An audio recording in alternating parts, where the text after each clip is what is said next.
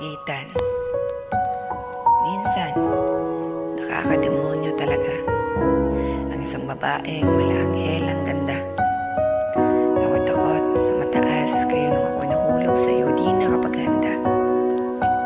Isang ordinaryong bato na nakatingala at umiling kay Bathala, na sana masungkit ng tulad mong kumikinang natala.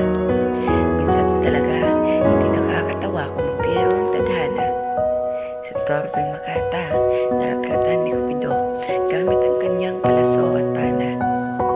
Pilitin mong maging walang niya sa tulad mong babaeng marangya, ay walang pagitan nating dalawa ay sobrang layot ngalala.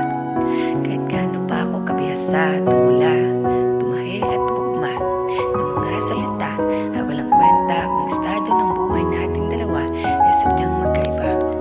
Kaya ikaw yung babaeng habang buhay ko na lamang papangarapin.